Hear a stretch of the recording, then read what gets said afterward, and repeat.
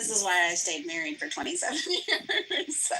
No, this is not a real person. No, but I mean it is. Do you disagree? Oh, let me tell you something.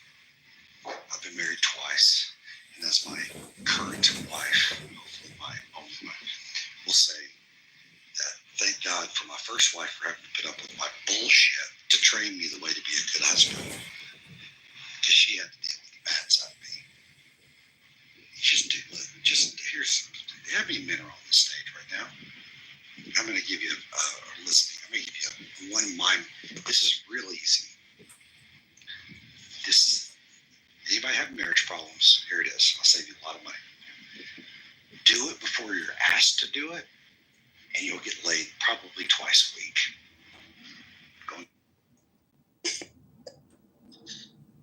It's that simple. It's that simple. Honest to God. It really is. Like, I mean, there's the best answer. You have to say yes to whatever you say. Yes, you know what? Don't fucking disagree with her. Right. And look, you think I'm a little bit kidding? I'm not. You just fucking don't poke the bear. Just grin and bear it, and just deal with it. Deal with the craziness. Hey, if you do what you ask, and let's not forget, you gotta say you're sorry, even if you don't know what you're saying before. And never ask you to do it again, too. And I'm not even advocating for, the thing of it is the last thing I want to do is come down on the women. But this is very anecdotally. This is just my life experience, my experience with my friends. I hear I'm too tired to have sex at the end of the day. Like, I've done this and I've wiped shitty butts and I've done the dishes and the laundry and made the beds. Plus I work and I just don't have the time anymore. And what happens is, like I said, she prioritizes the kids. The intimacy tends to fall to the wayside. Well, that is how men connect. Like, if you want your man connected, you better be keeping him sexually satisfied. If you're not, then find it somewhere else. Exactly. He goes and starts to focus on the career. And then she feels like, I'm being abandoned. He's not there for me emotionally. Well, you weren't there for him physically either. Like, it's a vicious cycle. I've explicitly told her that before. Been married 10 years. Wonderful wife. But there's been times in my marriage I said, if this doesn't happen, I will go find it I will go find this from somebody. And I'm not God's gift to women, but I'm working in an industry that's not hard to go find. You have to seek it, but it's not difficult when you find it. I will go find it if I have to. And I think it was getting, and I'm a big, strong Christian man, because I'm not strong enough not to go find it. I'm not mentally strong enough to say no. Well, and in the day and age of social media, it's really easy for anybody to find it anywhere. Like, do you know how many people you have sliding in your DMs all the friggin' time? Like, people have all of these doors wide ass open to be approached, whether you want to be approached or you don't want to be approached. That it's really very indiscriminate. And don't even get me started on that bandwagon. But sorry, I think I'm just word vomiting. Well, generally speaking, you're right. It's just like, man, I can't. I'm 50. I'm too old to fucking fight anymore. We fight, but it's like, don't ever go to bed bad. Just don't ever go to bed. I mean, point is, no, really, just like, I just don't have fucking time. About once a year I do, maybe twice a year. I have time to really get to a 4-day, I don't want to talk to you argument, but I'm just too tired, I'm too old. I mean, I've got a 2-year-old, 14-year-old, and a 19-year-old. But there's always chaos. And I'm not the easiest person to be married to. But like I tell her, I'm not the dumbass that married me.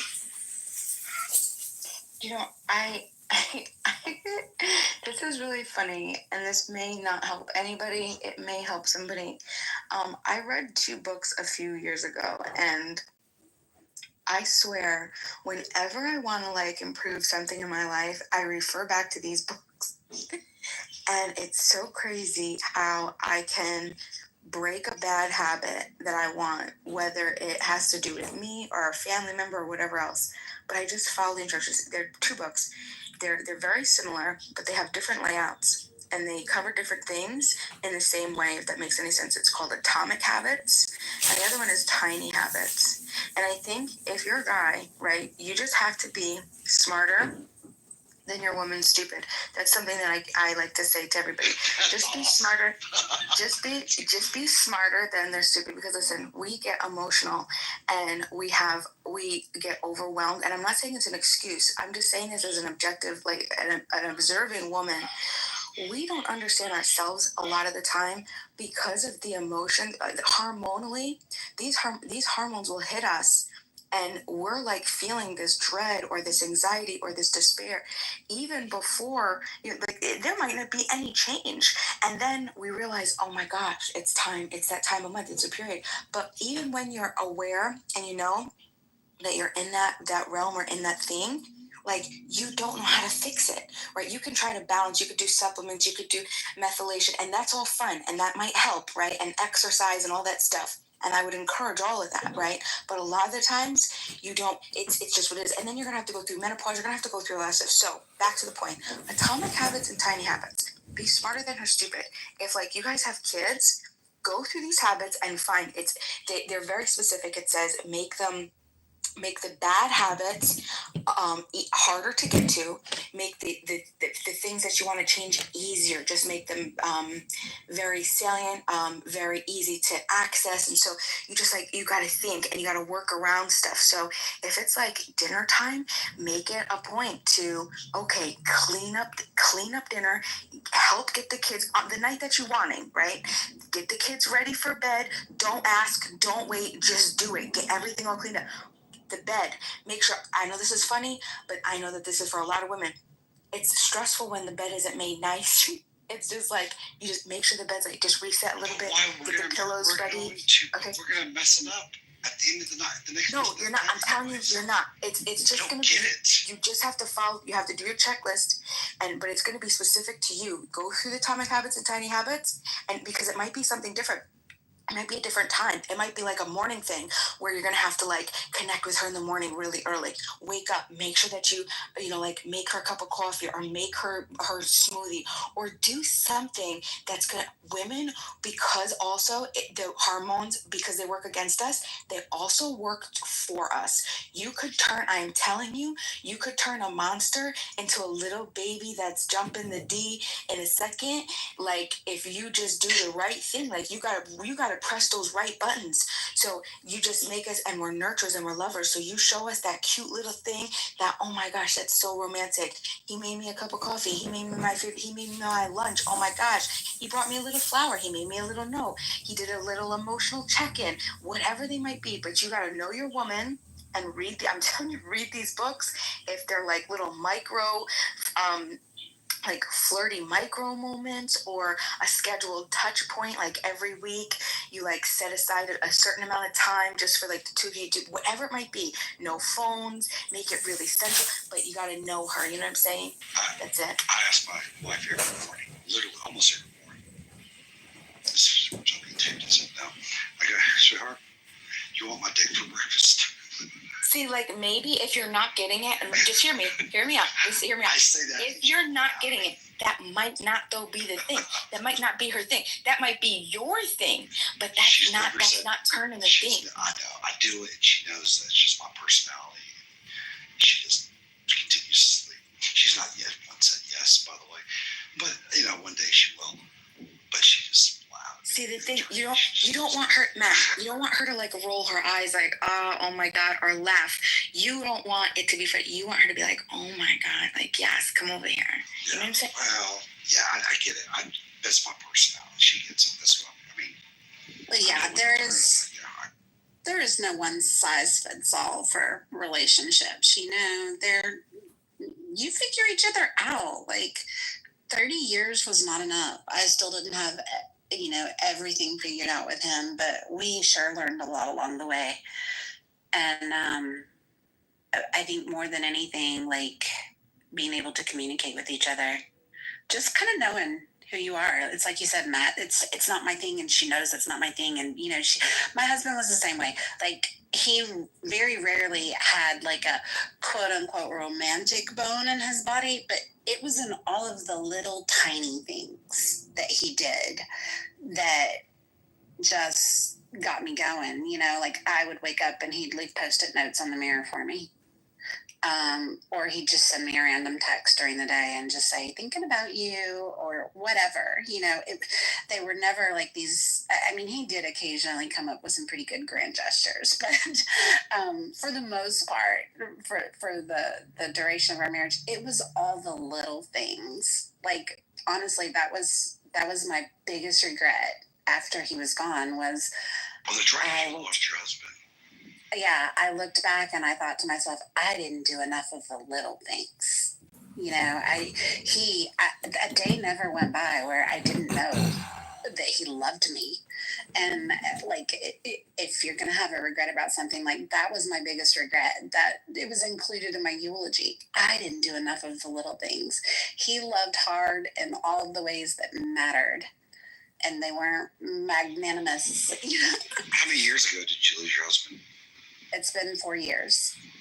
I produced a show in Nashville. He's a big songwriter in Nashville. A show we produced. It's about mental health, but with the focus of grief. Mm-hmm. Brad, the host, he wrote, I don't know if you're a big country music fan, he's written a bunch of number ones. Wrote Red Solo Cup for Toby Keith, and knows everybody in town. And we've had guests from Sheryl Crow, a bunch of people, some no-name people. This good show, good. I'll put it in text. This is grief, and Brad lost his son 5 years ago to fentanyl. So we've hosted big songwriters that lost spouses, lost spouses, to wives or husbands lost spouses, and it's fascinating to hear these men and women. About a fourth of these guests are real intense grief episodes, and it's amazing to listen to these people, how strong they are. Just a few years or even decades of how strong they are when it comes to the grief aspect of things, especially losing a child. And it's just like, man, they're strong people, and it's just fascinating, just therapeutic. I'll post it in the chat. Yeah, do, because it's unfortunately, like, and this is not me whining. This is not a sympathy play, because you know what, for the most part, I've led a very charmed life. I had an idealistic childhood, wonderful parents who are still living. But grief is not something that my family's been spared from. My sister lost her husband and both of her children in a car accident 20 years ago. And, her baby, her little girl was only 8 months old. Her little boy was 3. And, that was like a really, really pivotal moment in our family. And a lot of what we went through with her, I think prepared me for what we were going to go through with my husband. I learned a lot of what not to do. And how to manage it, how not to manage it. Like right. The wrong way. Right. And I don't know. I don't really believe in that comparing grief stories game, because everybody's. You can't. There's no. But there's everybody's story is. Yeah, it's different. Everybody's story is different, and tragedy is tragedy. It doesn't matter the magnitude of the loss. Like, it impacts people very, very differently. So I think it's a very dangerous game to play. Well, I suffered this, and I suffered that, But my sister, she went on to have an amazing testimony. She went on to help families that lost children. Do me a favor, please. And I really did. I posted that in the chat. Mm-hmm. And we help. We have if she's real proactive in the grief community, something like that, man.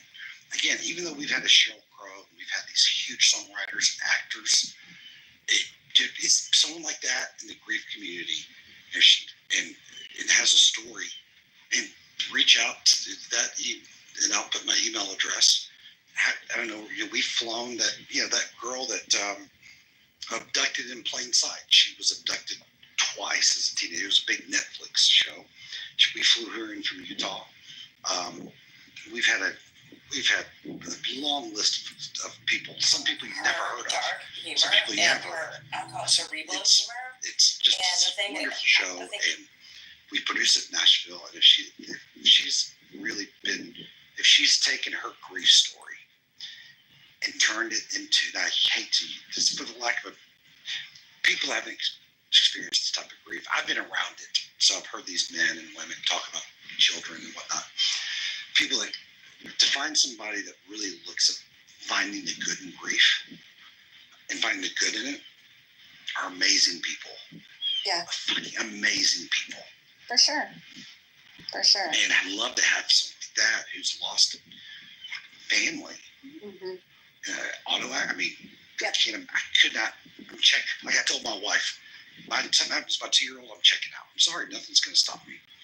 Nope, can't do it. So to think that I have that terrible attitude, even with seeing some of these people who, a child was murdered, his child is a big songwriter, a bunch of big songs, y'all got him, Casey Beathard. His child was murdered in downtown Nashville with a knife. Stepped in the middle of a fight to break it up. And anyways, make long story short, 6 months later at his trial, he found guilty. He just said, he told his kid, this person who murdered his son, I hope you get to know Jesus because you and my son will be best friends one day. When you find, Right. if you make it to heaven, per se. To say that to someone who murdered your child, it's pretty damn powerful. Yeah, my sister actually, she, there was a trial for the man that hit them. He was not under the influence or anything. It was honestly a tragic accident.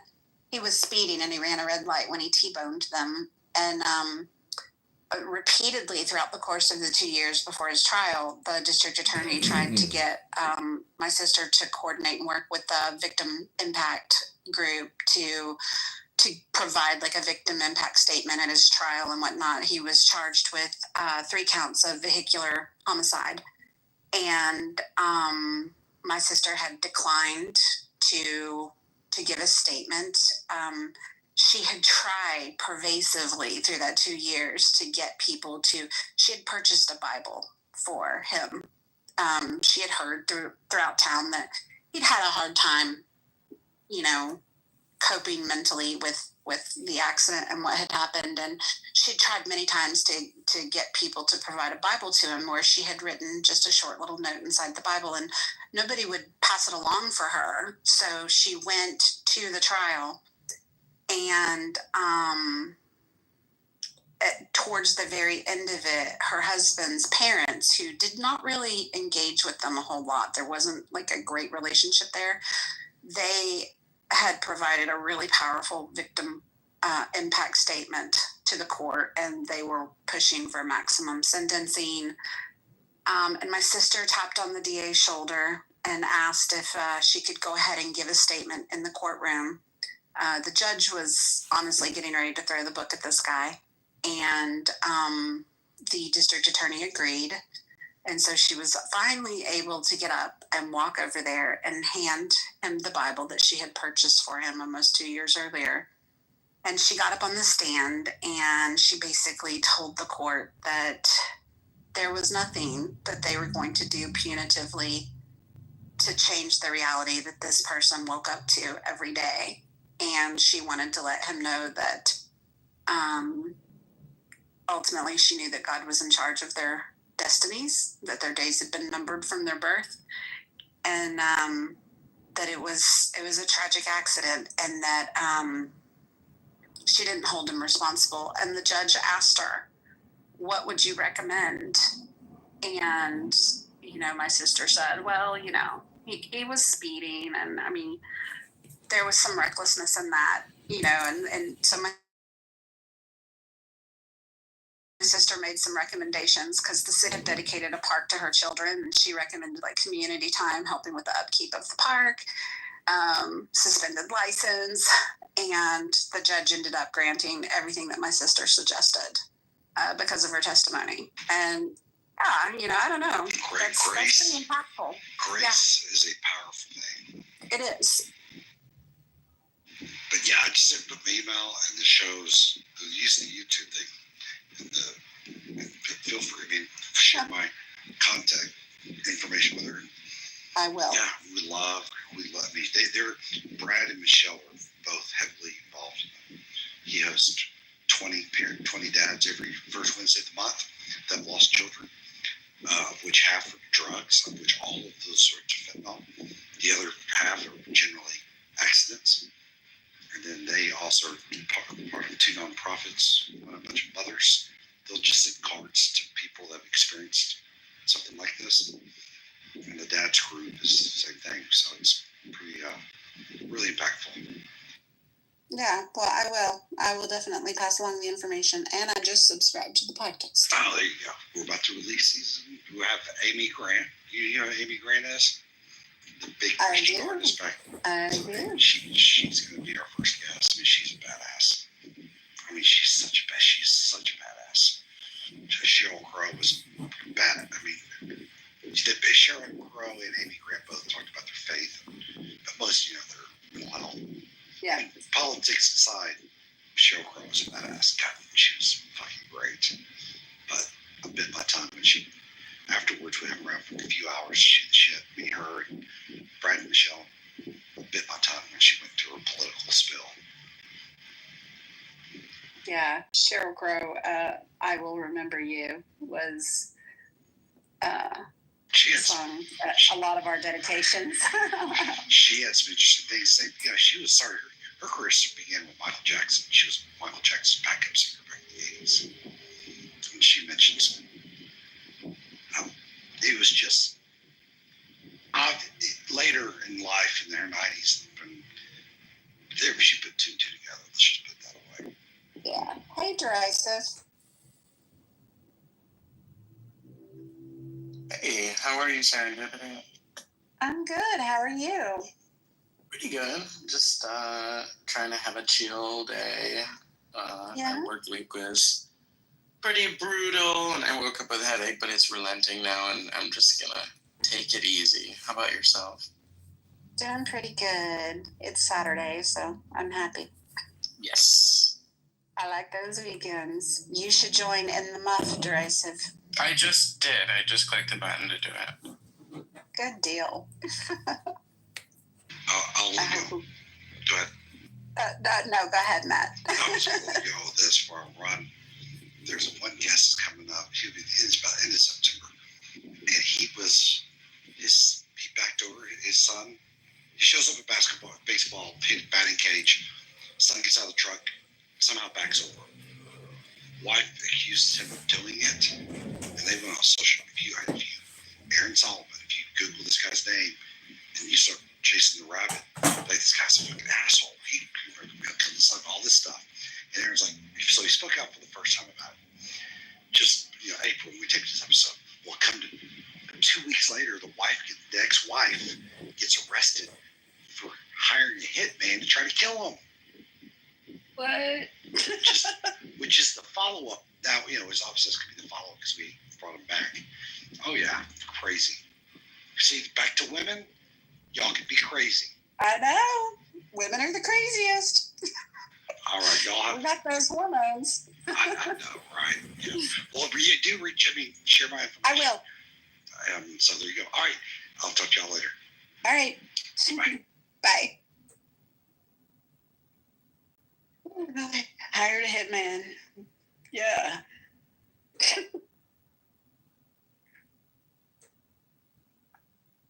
Good luck, Derisive, trying to find some chill rooms on Clubhouse today. Yeah, I just, I've been saying that I realize now that Clubhouse is sort of like a casino in the sense that once you start, because, I've taken a number of long breaks from Clubhouse. The last one was 7 months where I didn't have the app installed at all. And then I came back and started doing some rooms. And it's like a casino in the sense that once you start playing a little bit, like, you really want to keep playing a lot. And you also, 84% of the time are going to lose while doing it. And so right now, I was just like, any room where they're not yelling at each other is A-okay for me. I don't care what they're talking about. Right. Yeah. It's kind of hard to get away from. I mean, yeah, people are crazy. Yeah, but I think today they're actually going to solve what's going on in Israel and Palestine. They're really close. Yeah. You think so? Yeah, just, it's like the last 45-minute stretch on Clubhouse, and then they'll have come to a meeting of the minds on that issue. Yeah. Now, if we could only get all the personal drama to resolve itself. Yeah. Yeah. Have you seen Ewan lately? Yeah. He was in here a little while ago. he's back into his top tier trolling game. So Yes, he is. Yes, he is. He doesn't disappoint. BB was in here earlier, and they were both in here at the same time. It's like, okay. I'm uncomfortable. Mm-hmm. I get uncomfortable with those things. But yeah, what you gonna do? Well, I guess I'll head out into the halls and see what's happening and popping out there. But it's been a good room, y'all. Thanks for showing up. Okay, nice to hear from you. I'm sorry. Yeah, I'm sorry we're not like the typical Roger rooms with all the excitement, but no. It is what it is until he returns. Is he gone? He is. He's deactivated right now. He's wrapping up vacation, and there's been some stuff going on the app, so we're just holding down the fort with our little, boring real life topics. Is this his room? It is. This is his house, yeah. Oh. Yes. Okay. This is his house. Bite my tongue then. Okay. Okay. Okay. Bye, darling. Bye, hon. I'll talk to you later. Y'all be good. Just be safe out there on the Clubhouse streets. Are you leaving? I am. Okay. Yeah, I'm going to go see what else is out there. Take care. Stay safe. Absolutely. It was great meeting you, Maddox. I hope you come around and join all the rooms. We love having you here. Thank you. And likewise, too. Like, for me, it's been amazing. Like, meeting you guys, hearing y'all, talking to y'all, texting y'all. It's been phenomenal. But catch up soon, yeah? Absolutely. Absolutely. I'm sure we'll have more rooms later. Cool. I'm probably going to be there for it later, even, yeah? But all right. I joined the group, so I'm going to get a notification if there's any rooms. You will. Yep. So, yep. Until then. Perfect. Sayonara. Bye, y'all. Ciao for now. I don't know why you're coming back. You're the one that is saying you want to hold somebody's mental health.